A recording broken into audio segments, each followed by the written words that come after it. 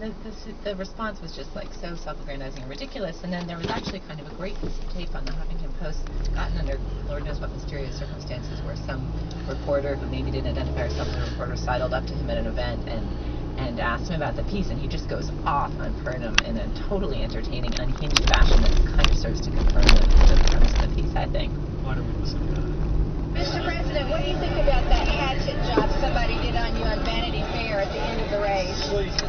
He's a really dishonest reporter. And one of our guys talked to him and made me say the video. But I haven't read it, but the guy told me there's 5 or 6 blatant lies in it.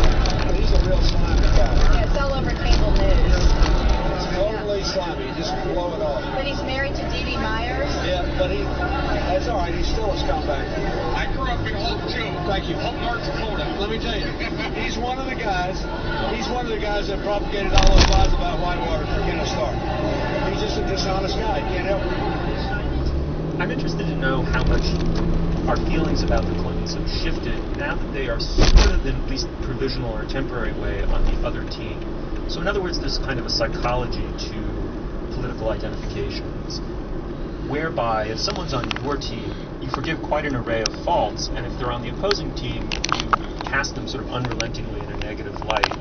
And it's not ideological, it's somehow psychological. And now that the Clintons are sort of going after my guy, who's Obama, suddenly it's completely manifest to me that this guy is in fact a scumbag, as he was painted by his worst enemies back in the 90s.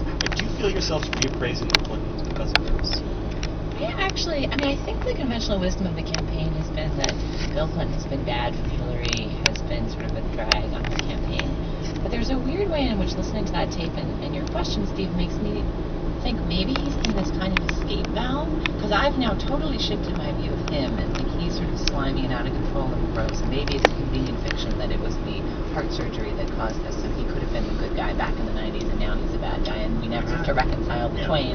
But I also, there's a way it sort of purifies Hillary, the earnest, striving candidate who's just trying to get things done and just wants change and wants her shot, and she's had some sleazy moments too with the Bosnia comments, but there's some way in which he is all of the bad, sleazy, paranoid Clintonism, and she can still be this kind of earnest for the people, hard worker, which is what makes me feel genuinely ambivalent about the prospect of her being in a vice presidential pick for Obama. I sort of think maybe I'd like that idea. I'm trying to get my head around it.